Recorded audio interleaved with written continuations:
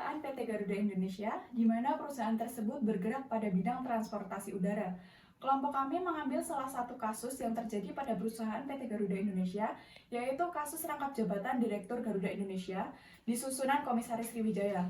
Berikut artikel kasus yang kami ambil. Kasus ini bermula pada tahun 2019, kasus praktik rangkap jabatan oleh mantan Dirut PT Garuda Indonesia, Ari Askara, menimbulkan kontroversi di Indonesia.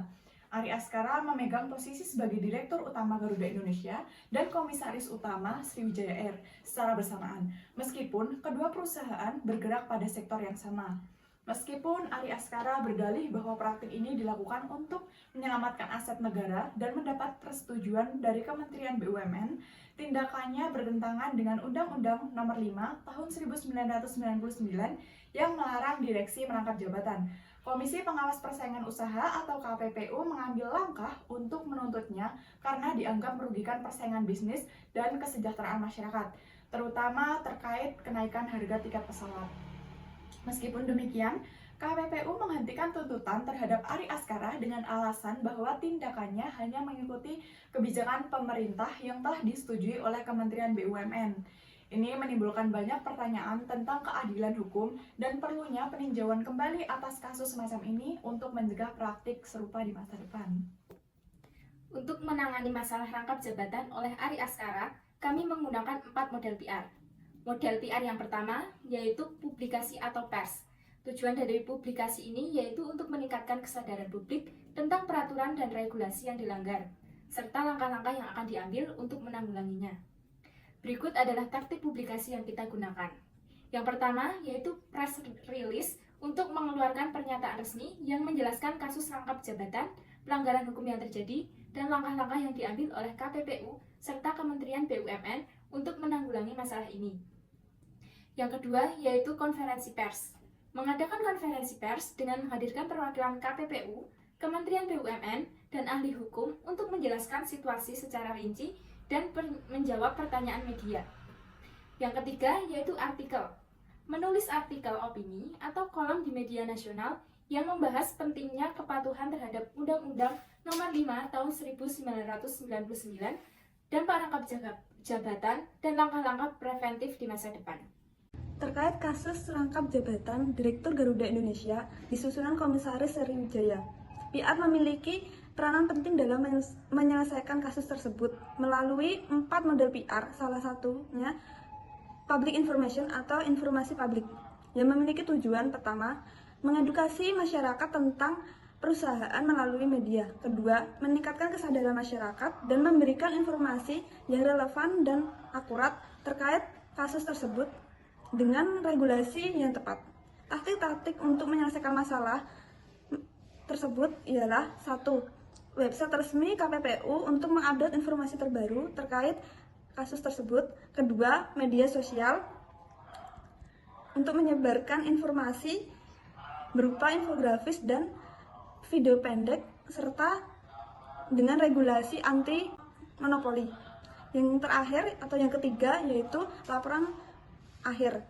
Laporan ini bertujuan untuk mengetahui bagaimana menyelesaikan masalah tersebut dengan kasus-kasus yang serupa dan menjalin komunikasi atau meningkatkan kepercayaan publik terhadap PT Garuda Indonesia.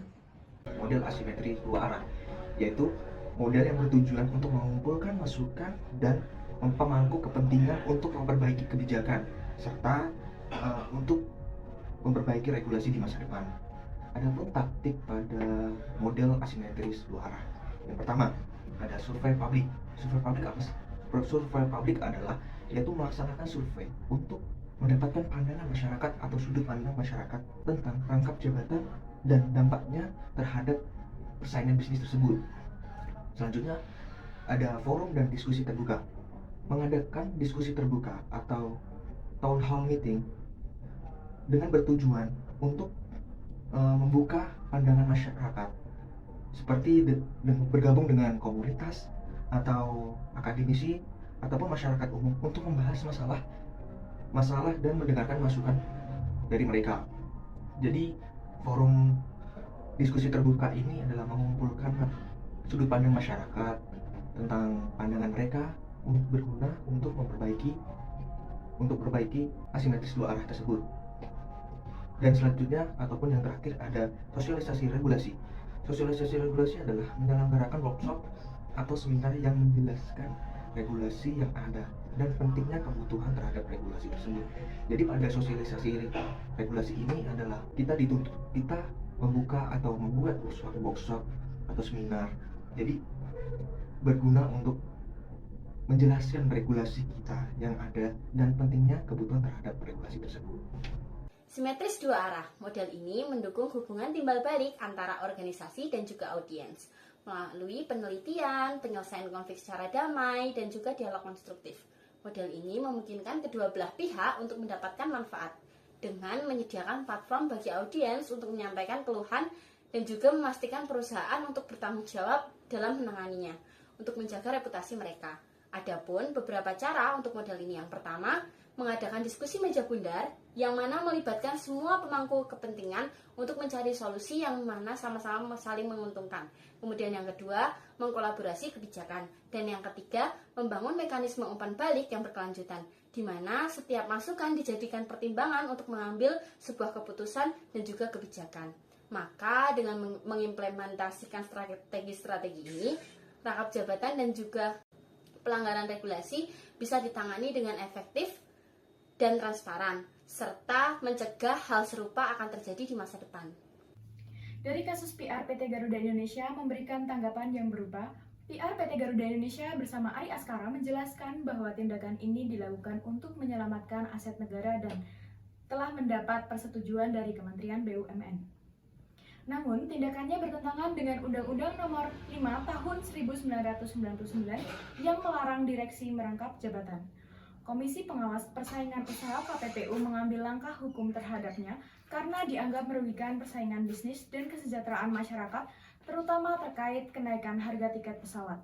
Namun, KPPU menghentikan tuntutan terhadap Ari Askara dengan alasan bahwa tindakannya hanya mengikuti kebijakan pemerintah yang telah disetujui oleh Kementerian BUMN. Hal ini menimbulkan pertanyaan mengenai keadilan hukum dan pentingnya peninjauan kembali kasus-kasus semacam ini untuk mencegah praktik serupa di masa depan.